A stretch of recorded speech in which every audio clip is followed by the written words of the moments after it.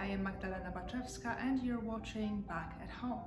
The next few episodes will be dedicated to the sonatas for piano solo by Wolfgang Amadeus Mozart. I will be addressing my presentations to those who are just beginning their journey with those pieces. This mini-series also celebrates my recent release of an all Mozart album, which I invite you to listen to after these presentations. Today I'd like to share with you some thoughts on the sonata in C major, K330. First of all, what does this K stand for? Well, Mr. Ludwig von Kirche was the author of the first catalogue which organized the works of Mozart chronologically. This sonata, we know, was written in 1778, and since Mozart was born in 1756, he was 27 years old. The sonata is numbered 330 in the so-called Köchel-Verzeichnis, the Köchel catalogue. Now, similarly to the majority of sonatas of the period, and that is the late 18th century, the classical period, this sonata is written in 3 movements. What does it mean, 3 movements? What is a movement? I'd like you to think of a movement as a chapter in a book. It tells its own story, it has its own character, but it belongs to a larger whole. Like many other first movements of a sonata by any composer who would have been writing around that time, this piece is composed in a so-called sonata form. What does that mean? It is simply a template that composers at the time used to compose music. Public concerts were still relatively a new idea. One no longer had to be in the immediate circle of royalty or aristocracy to be able to attend musical events. One could simply buy a ticket and be a part of a concert or opera performance. Therefore, the audiences needed to be guided in a certain way, and the sonata form provided a perfect vehicle. It also allowed composers to write extremely quickly. Almost every piece written in sonata form consists of 3 parts: the exposition, development, and recapitulation. Here Mozart starts in a very carefree and serene mood and the key of C major.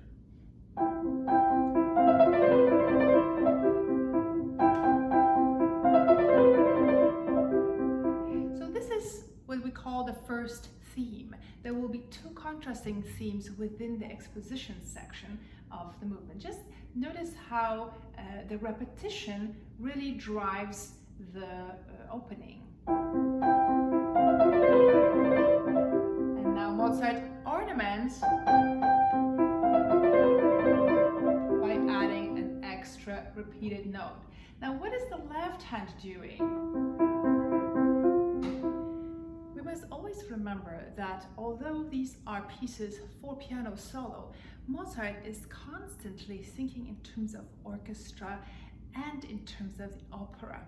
So I very much encourage you to listen to as much opera of Mozart as you can, where you will find so much humor, so much color, and orchestral as well as vocal expression that we can learn from. So this certainly could be treated as perhaps the second violin or a viola playing beautiful legato in the left hand. In these musical stories that Mozart writes through his sonatas, he likes to ask questions, answer them, perhaps exclaim, and such is the case here. If you were to assign a punctuation mark to each of these measures, wouldn't you think of a question mark here? The question has been asked, and here it is, answered. But right away,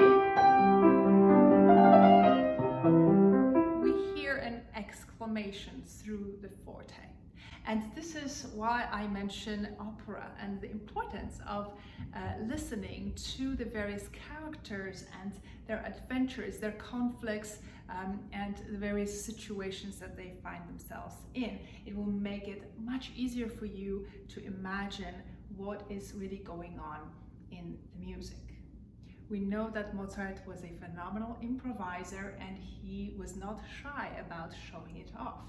Here, he is repeating that question that we just heard with ornamentation. Answering. And instead of this exclamation, we hear. So as you see, Mozart's head is full of ideas and he is giving them to us right there in the first half a page. Here we are about to transition to the second theme, a contrasting melody which is written in a different key. So in the majority of major mode sonatas, this key will be the fifth scale degree. So here we are coming from C major, counting to 5, 2, 3, 4, 5, and sure enough, we have now transitioned to the dominant, the fifth scale degree, and the second theme will be built in this key. So let's hear the contrasting second theme.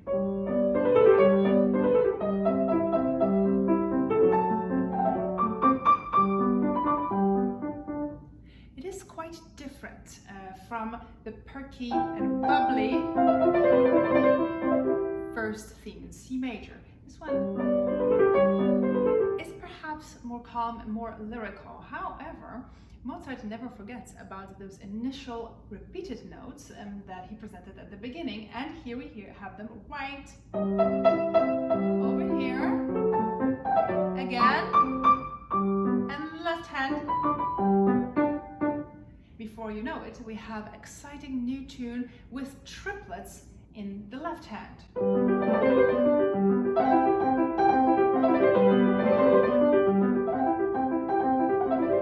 And again, we have our woodpecker theme of repeated notes. Another exclamation follows.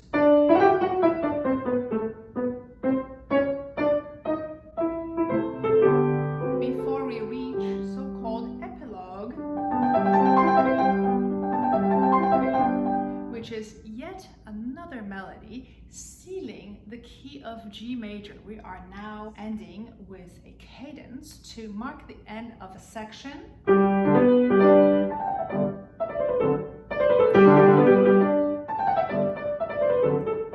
And here it is.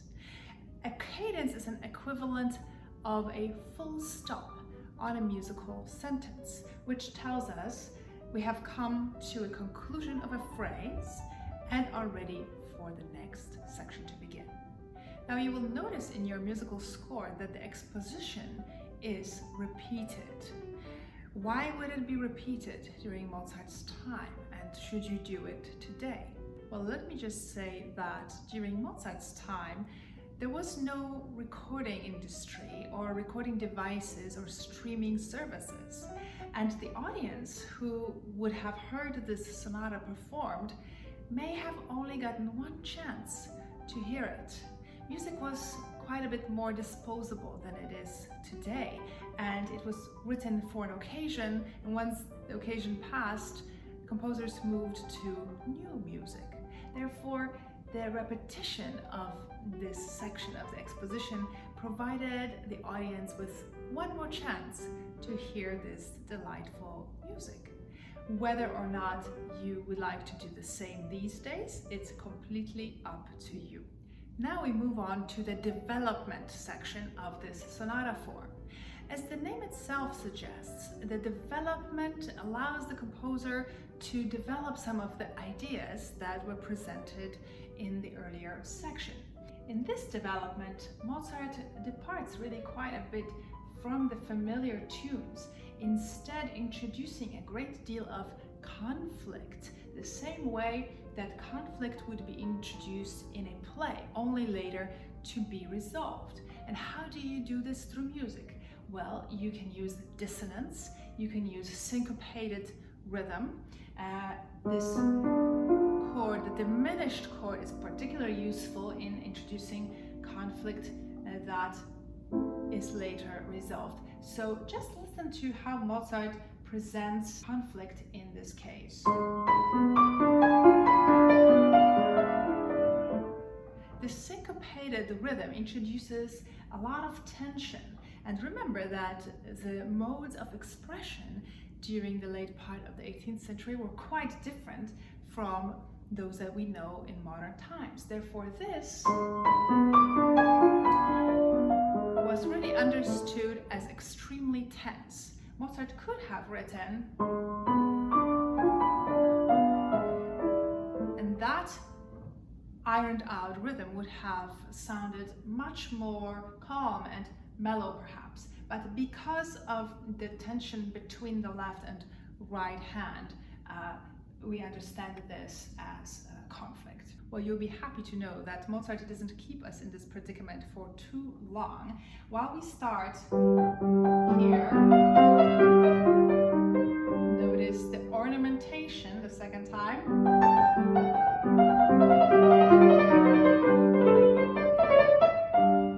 And here, a bit of a chirping, cheerful chirping that makes us realize that all will be well in the end. And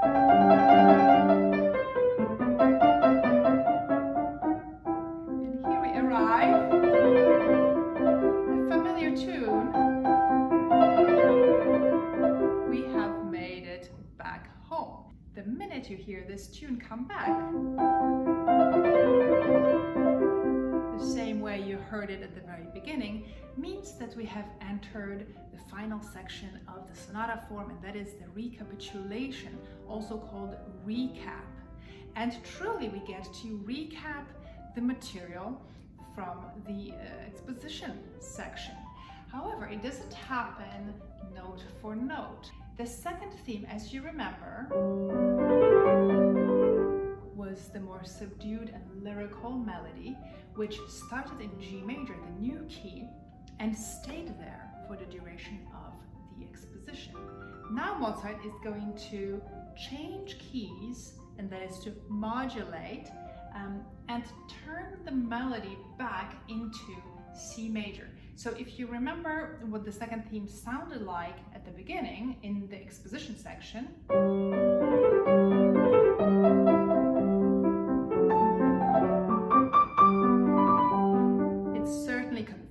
the new key of G major. Now listen to what Mozart does to return home to C major. And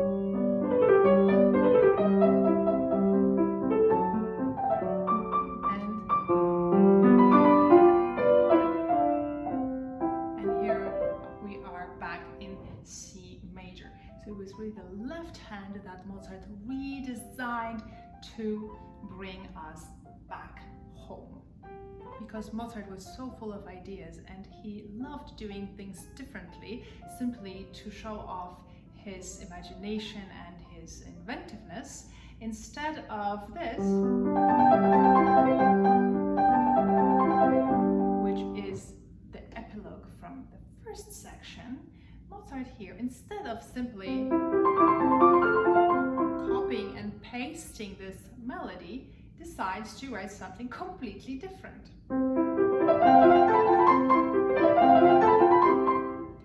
Lively, vivacious, kind of a firework which erupts here in the home key of C major. Now, the sonata should technically end around here.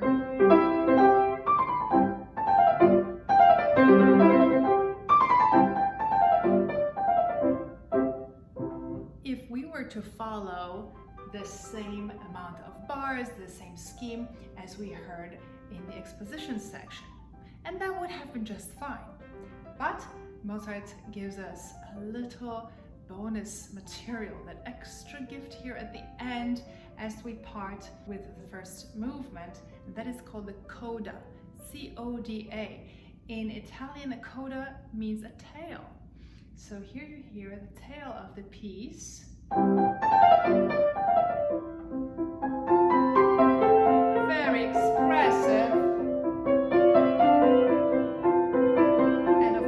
recognize the left hand from the very beginning. And a cadence, full stop. If you have decided to focus solely on the first movement of the sonata, you may want to stop right here. But before you go, remember that in the description of this video, I will put a link to the complete performance of this sonata. If you wish to stay for the second and third movement, let's take a look right here. Now, the atmosphere of the second movement usually contrasts with the material of the opening movement to introduce variety. Aside from the key structure, what you will also notice that is different is the character of the second movement. Majority of the second movements in classical sonatas were written as slow ones to introduce variety and contrasts between the movement that we just heard. And so here Mozart writes Andante cantabile, a movement in a walking tempo with a large degree of singing, cantabile. He also writes dolce right here at the beginning, asking us to play with sweetness. Do you recognize those repeated notes from the first movement? Not everything is different, as it turns out. Now, the fact that Mozart asks us to sing on the piano certainly brings to mind, again, the reference of opera. You will probably find a countess or princess in front of her mirror singing with a great degree of lyricism and passion.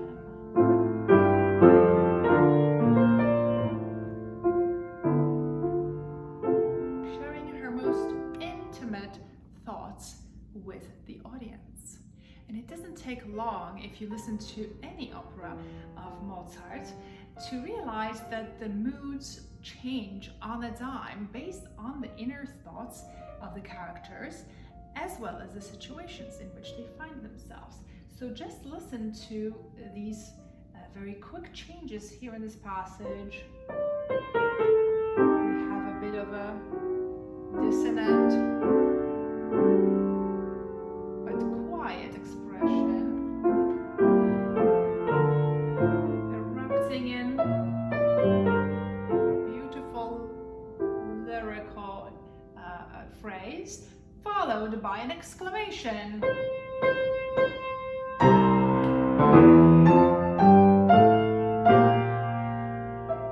Only to change yet again.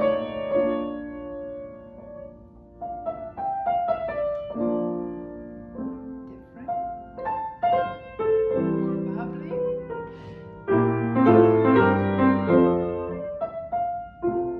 Cadence in F major.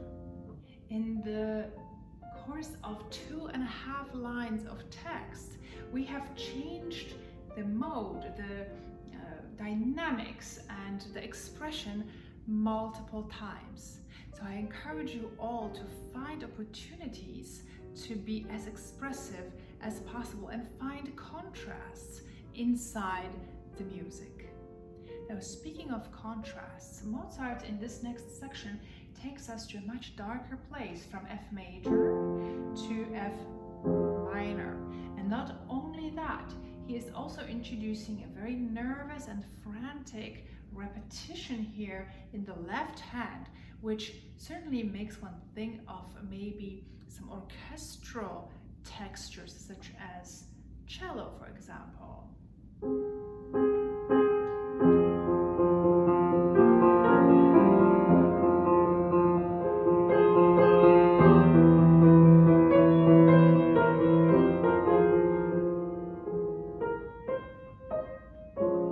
Doesn't last long, and we modulate, meaning changing key to a relative major A flat. So As you see, again, in the middle of the piece, you will find many changes that introduce that kind of a conflict that we talked about. In terms of the form, this movement can be thought of as A Ternary form. After all this storm and modulation here in the middle, we return to the opening lyrical dolce, sweet melody.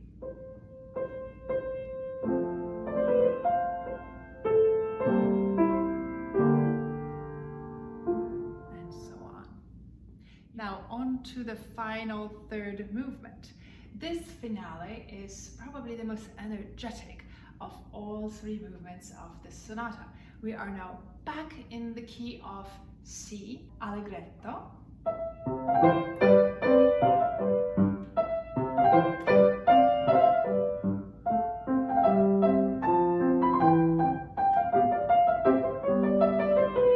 And as you now know, Mozart loves to embellish and vary his melody. So here we hear it one more time, but this time accompanied by all the bells and whistles of the left hand. Just listen to how different the texture sounds.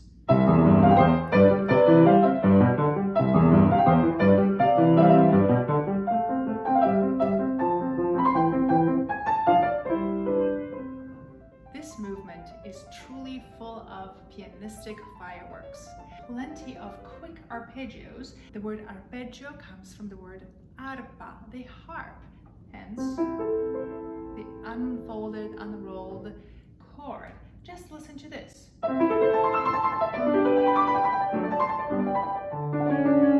Extremely lively. Then a few measures later, we are back to very quick arpeggios. Just listen.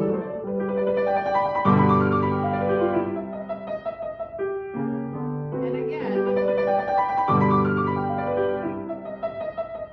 And listen to these repetitions. And now we are in the epilogue.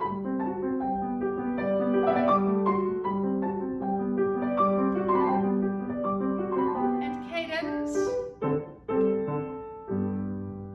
I think you will all agree that the atmosphere, the character of this movement could not be more different from the previous one.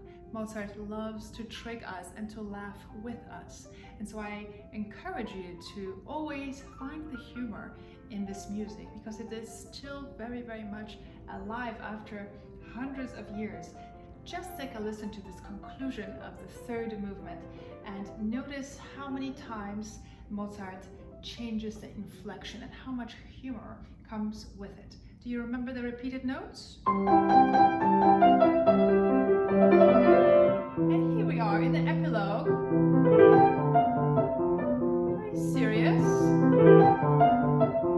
Say goodbye.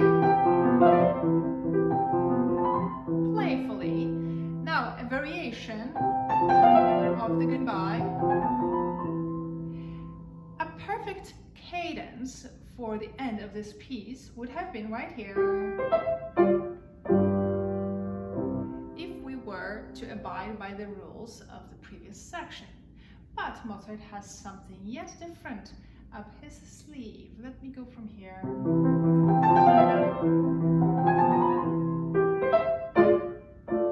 This is called a deceptive cadence. Instead of going to the tonic, we are ending up on the sixth key of the scale. 1, 2, 3, 4, 5, 6. In A minor, very unexpected deceptive cadence, followed by exclamations at the end. Thank you so much for joining me today. If you would like to hear a full performance of any or all of these movements, I will make sure to include links in the description below the video. And for now, as always, I invite you to subscribe to this channel where you'll find many more videos on the Bach at Home playlist. Thank you, take care, and stay well.